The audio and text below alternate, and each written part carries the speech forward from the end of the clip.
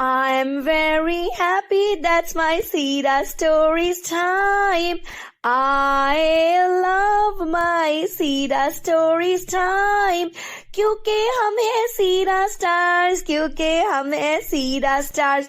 نبی ہمارے پیارے ہیں، نبی ہمارے پیارے ہیں، وہی ہمارے ہیرو ہیں، پیارے نبی ہمارے ہیں، ہمارے رول ماڈل ہیں، ہم کو سب سے پیارے ہیں.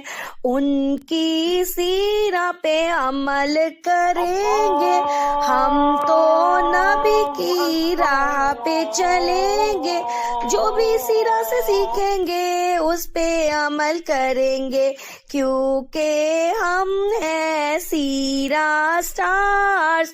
سیرہ سٹارز، وی آر سیرہ stars. We are on Prophet's way, learning lessons every day. Kind and loving, brave and true, Prophet told us what to do.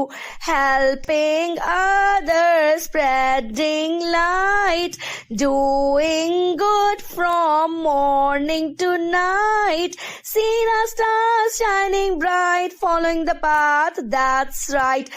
I'm very happy, that's my Seerah Stories time. I love my Seerah Stories time. السلام علیکم ورحمۃ اللہ وبرکاتہ. میں ہوں آپ کی happy سیرہ teacher doctor Zubia Noreen, اور آپ ہیں میرے پیارے پیارے سے ہیپی سیرہ سٹارز. ہیپی سیرہ سٹارز اللہ کے پیارے نبی صلی اللہ علیہ وآلہ وسلم اپنے ساتھیوں کے ساتھ مدینہ میں رہنے لگے، لیکن آپ صلی اللہ علیہ وآلہ وسلم کے دل میں اب بھی اپنے شہر اور وہاں پر موجود اللہ کے گھر کی یاد بستی تھی. ایک دفعہ کا ذکر ہے کہ رسول اللہ صلی اللہ علیہ وآلہ وسلم نے خواب میں دیکھا کہ آپ اور آپ کے صحابہ کرام مکہ مکرمہ جا کر عمرہ ادا کر رہے ہیں. یہ خواب اللہ کی طرف سے ایک گڈ نیوز تھی. صحابہ کرام اس خواب سے بے حد خوش ہوئے اور سب نے فیصلہ کیا مدینہ سے مکہ کا سفر کیا جائے. لیکن یہ سفر ایک عام سفر نہیں تھا، بلکہ ایک ایسا واقعہ تھا جس نے تاریخ کو بدل دیا. سن 6 ہجری کا سال تھا جب نبی کریم صلی اللہ علیہ وآلہ وسلم 1400 صحابہ کے ساتھ مکہ کی طرف روانہ ہوئے. یہ ایک پرامن قافلہ تھا جس میں کوئی ویپنز نہیں تھے، کوئی ہتھیار نہیں تھے، بلکہ صرف معمولی سفر کا سامان اور قربانی کے جانور تھے، کیونکہ مسلمان تو وہاں پر عمرہ ادا کرنا چاہتے تھے. لیکن پتہ ہے قریش مکہ کو یہ بات بالکل پسند نہ آئی کہ مسلمان ان کی اجازت کے بغیر مکہ میں داخل ہوں. جب قافلہ حدیبیہ کے مقام پر پہنچا تو قریش نے انہیں آگے بڑھنے سے روک دیا. مسلمانوں کو پہلے تو یہ بات بہت عجیب لگی، کیونکہ وہ تو لڑائی کرنے آئے ہی نہیں تھے، لیکن قریش کی ضد بڑھتی گئی.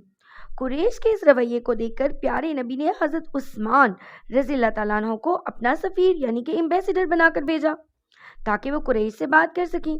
لیکن مکہ میں ایک جھوٹی خبر پھیل گئی کہ حضرت عثمان کو قتل کر دیا گیا ہے. یہ خبر سنتے ہی پیارے نبی صلی اللہ علیہ وآلہ وسلم نے تمام صحابہ کو ایک درخت کے نیچے جمع کیا اور اللہ کے راستے میں قربانی دینے کی بیعت کی. اس بیعت کا مطلب ہے وعدہ. اس بیعت کو بیعت رضوان کہا جاتا ہے اور قرآن میں بھی اس کا ذکر ہے.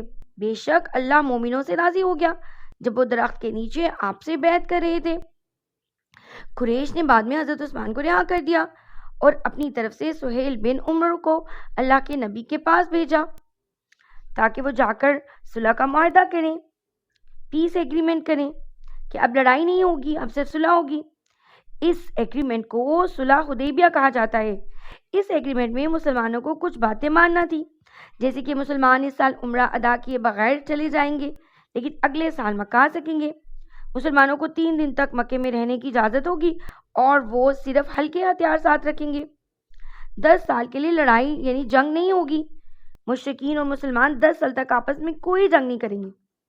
اگر کوئی قریش کا فرد مسلمان ہو جائے گا تو اسے واپس کر دیا جائے گا، لیکن اگر کوئی مسلمان قریش میں آ جائے گا تو اسے واپس نہیں کیا جائے گا.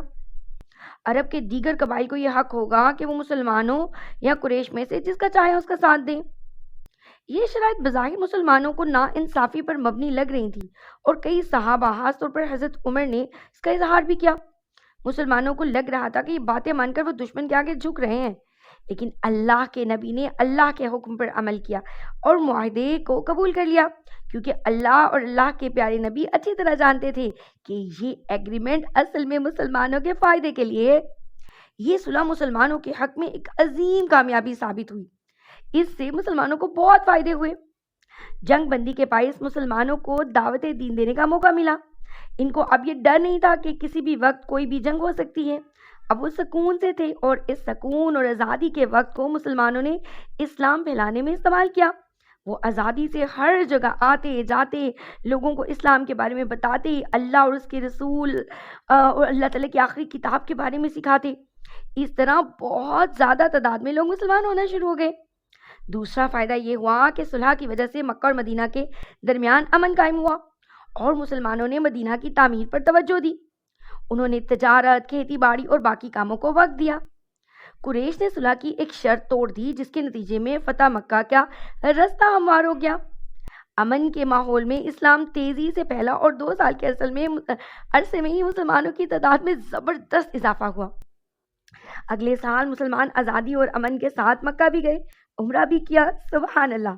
پتہ ہے اللہ تعالیٰ نے اس کو فتح مبین یعنی کلیئر وکٹری قرار دیا تھا۔ بے شک ہم نے آپ کو کھلی فتح عطا کی۔